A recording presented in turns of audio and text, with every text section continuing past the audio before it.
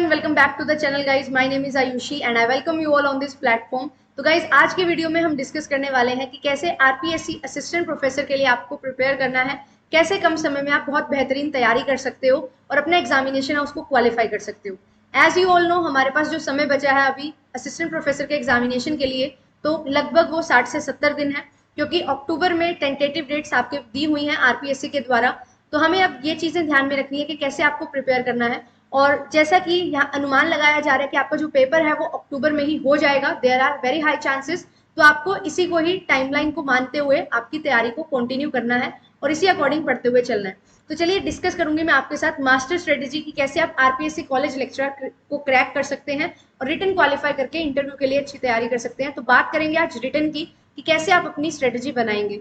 तो आपके लिए पेपर 1 एंड पेपर 2 की क्लासेस में लेके आती हूँ कॉमर्स की, तो आप जुड़ सकते हैं हमारे साथ और ज्वाइन कर सकते हैं और क्लासेस को, सो दैट आप अच्छी तरीके से तैयारी कर सके। ठीक है, और साथ ही साथ नेट और सेट के लिए भी हम तैयारी करते हैं, तो उसके लिए भी पेपर 1 एंड पेपर 2 की कंप्लीट क्लासेस आपको प्रोवाइड की जाती हैं।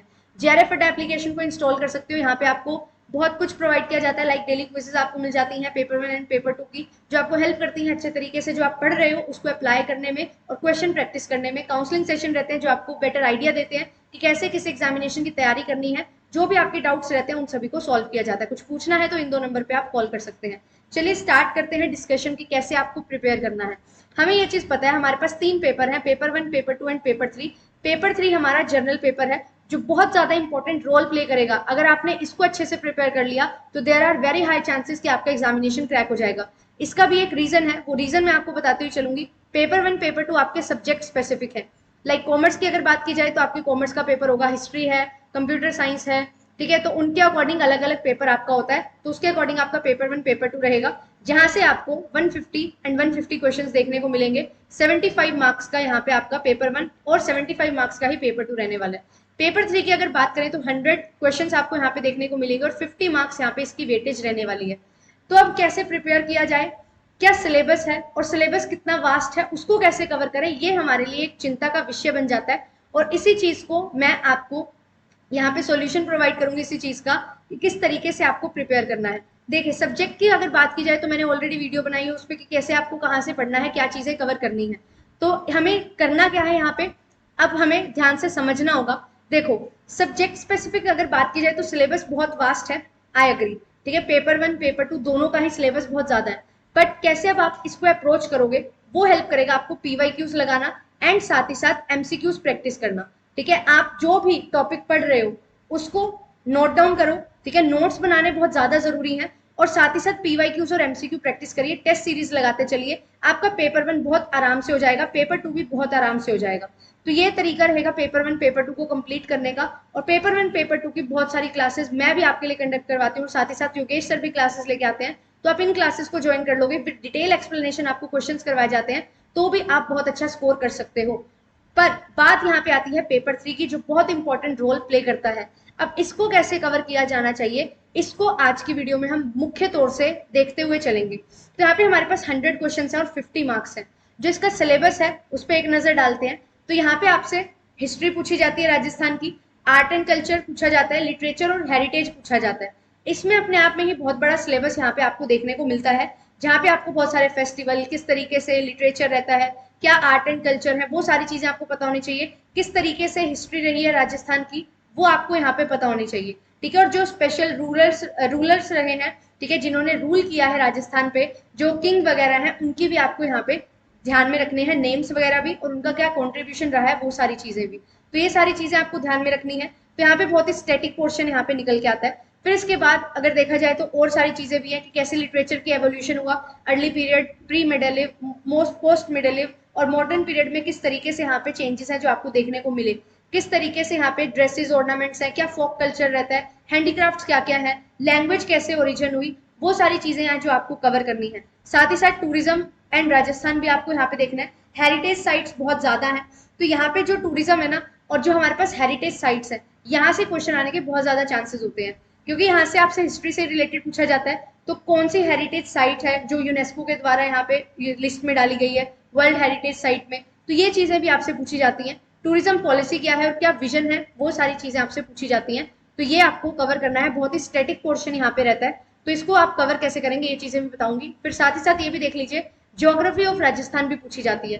तो ज्योग्राफी में क्या चीजें आती हैं कि साइकोग्राफिक रीजन्स क्या है, रिवर्स इंपॉर्टेंट रिवर्स कौन सी हैं, इंपॉर्टेंट लेक्स के नेम कौन से हैं, कैसा क्लाइमेट रहता है, नेचुरल वेजिटेशन कैसा है, ठीक है, पॉपुलेशन कैसी है, साथ ही साथ क्या क्या चीजें प्रोड्यूस की जाती हैं, प्रोडक्शन कैसा है, डिस्ट्रीब्यूशन कैसे किया जाता है, मेजर क्रॉप्स जो उगाई जाती हैं कहाँ कहाँ डिस्ट्रीब्यूट की जाती हैं, क्या स्पेशलिटी है राजस्थान की, वो चीजें पूछी जाती हैं, और कैसे यहाँ पे जो क्लाइमेट है वो रहता है और क्लाइमेट पे क्या क्या इफेक्ट पड़ते हैं वो भी चीजें आपसे पूछी जाती हैं। तो यहाँ से नेशनल पार्क वगैरह भी जो है पूछे जाते हैं, वाइल्ड लाइफ सेंचुरीज हैं जो पूछी जाती हैं, रामसर साइट्स कौन सी हैं वो आपसे पूछी जाती हैं, ठीक है, और साथ ही साथ कोई जो डिफरेंट बर्ड्स वगैरह हैं जो फेमस बर्ड्स हैं वो आपसे पूछे जाते हैं।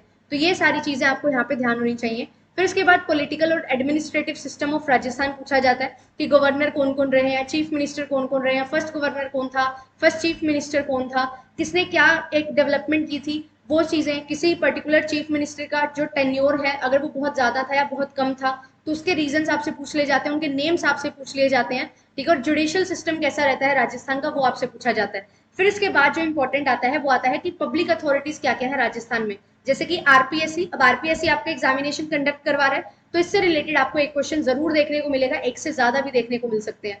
फिर state election commission, state finance commission, human development commission, ठीक है, विमेंस के लिए जो कमीशन बनाई गई है, इंफॉर्मेशन कमीशन जो है, लोकायुक्त और ऑडिटर जनरल के बारे में भी आपसे पूछा जाता है। देन इसके बाद गवर्नर सेक्रेटरीट, ठीक है, इनके नेम वगैरह, इनका रोल क्या रहता है, वो सारी चीजें, अर्बन लोकल सेल्फ गवर्नमेंट क्या है, पंचायती राज का क्या क्या क्या इंस्टीट्यूशंस हैं, क्या क्या डेवलपमेंट हुई है, क्या क्या एडमिनिस्ट्रेटिव डेवलपमेंट की गई है, किस तरीके का पॉलिटिकल सिनेरियो है, वो सारी चीजें आपसे पूछी जाती हैं यहाँ पे, ठीक है, पॉलिसीज क्या क्या बनाई गई राजस्थान में डेवलपमेंट के लिए, क्या क्या नए नए स्टेप्स इनिशिएटिव्स लिए गए वो आपसे पूछे जाते हैं, ठीक है, सिटीजनशिप के जो राइट्स हैं वो क्या क्या है, ठीक है, राइट टू इन्फॉर्मेशन, ये सारी चीजें आपसे पूछी जाती हैं।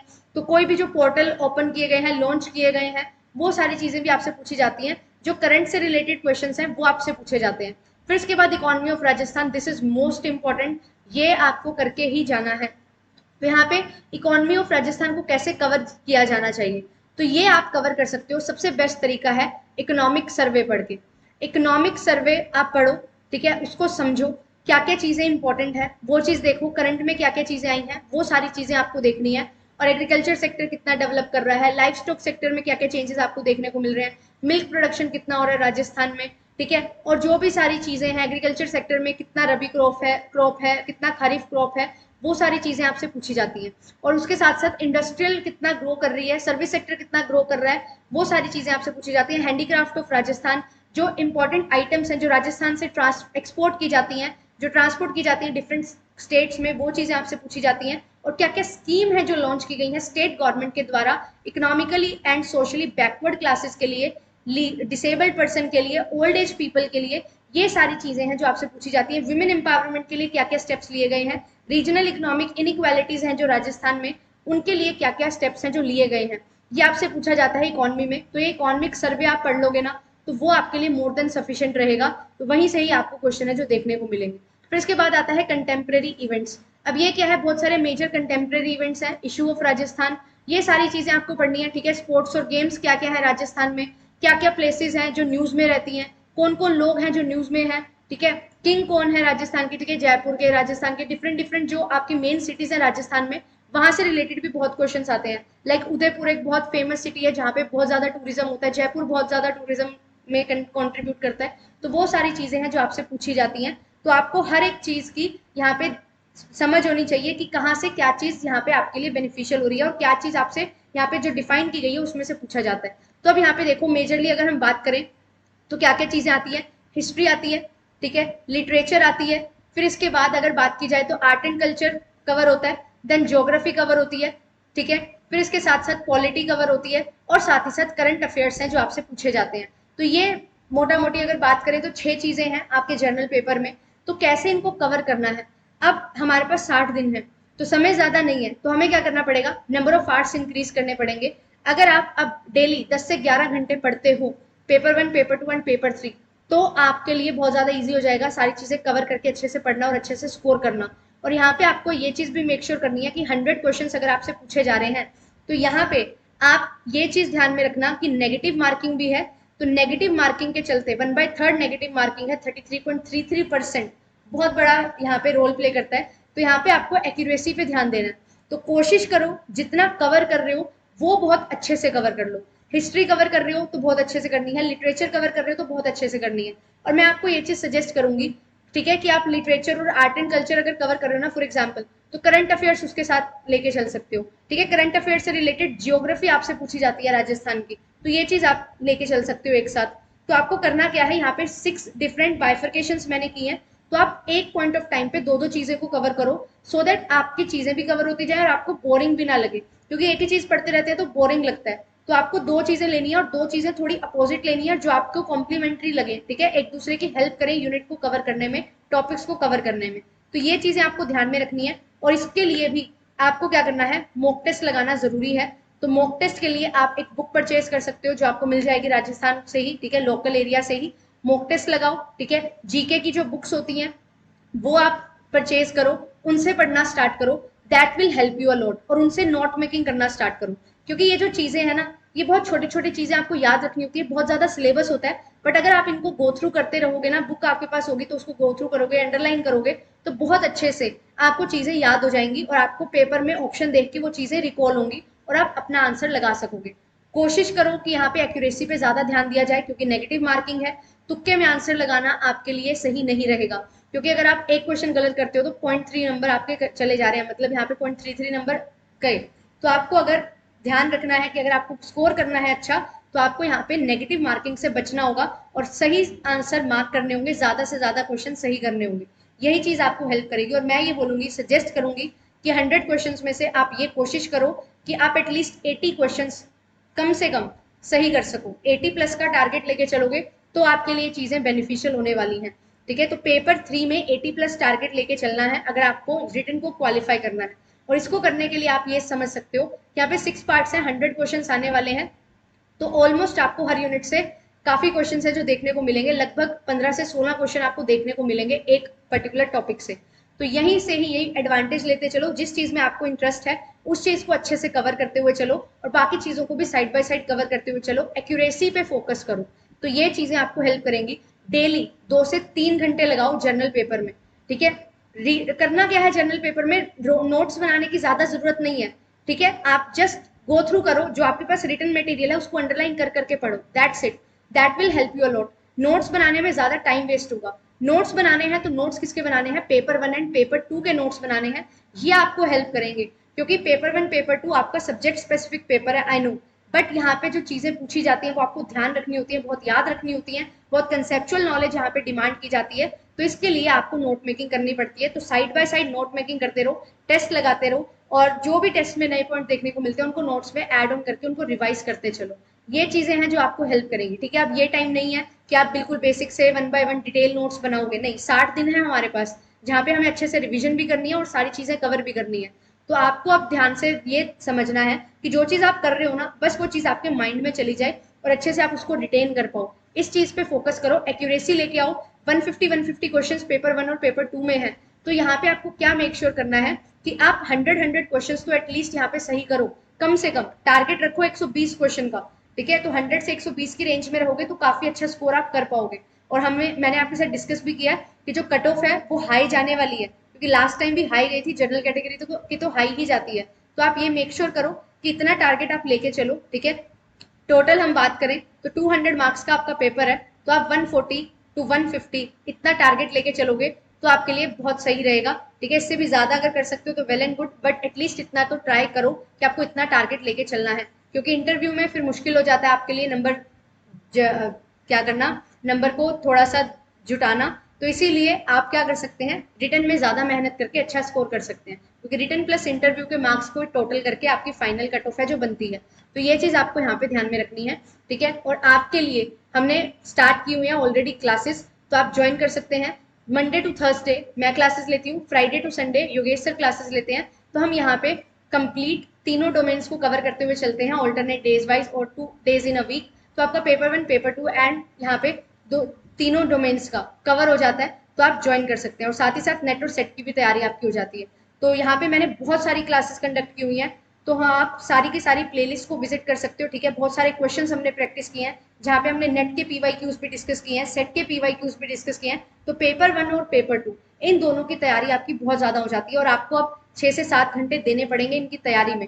2 से 3 घंटे जनरल पेपर को दो, 6 से 7 घंटे इस तैयारी को दो। अगर बाइफर्केशन करोगे, अच्छे से मॉक टेस्ट लगाओगे, then you will definitely crack this examination. क्योंकि इतना हार्ड एंड फास्ट कोई वो नहीं है कि एग्जामिनेशन बहुत टफ होगा, बट हाँ, नंबर ऑफ एप्लीकेंट्स बहुत सारे होते हैं तो कंपटीशन आपको हाई देखने को मिलेगा। कंसेप्ट की क्लैरिटी लेते हुए चलो, कंसेप्ट बिल्ड करते हुए चलो, साथ ही साथ एक्यूरेसी पे फोकस करते हुए चलो, क्योंकि इस एग्जामिनेशन में नेगेटिव मार्किंग है। जो भी तुक्के में आंसर देते हैं उनके चांसेस यहाँ पे नहीं है कि वो सिलेक्शन ले लेंगे। तो एक्यूरेसी मैटर करेगी, जितना ज्यादा एक्यूरेट आंसर करोगे उतना ही ज्यादा स्कोर करने के आपके चांसेस यहाँ पे हो जाते हैं।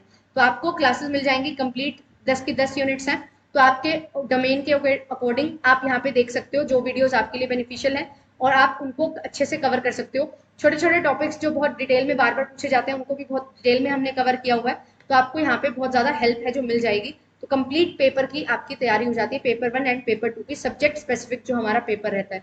ठीक है, तो आप यहाँ से पढ़ सकते हैं। और जनरल पेपर की अगर बात की जाए तो JRF एप्लीकेशन पे कोर्स ऑलरेडी रनिंग है, तो आप अगर चाहते हो गाइडेंस में पढ़ना तो यू कैन कंसीडर। और अगर आप बुक से पढ़ना चाहते हो तो बुक्स परचेज करिए।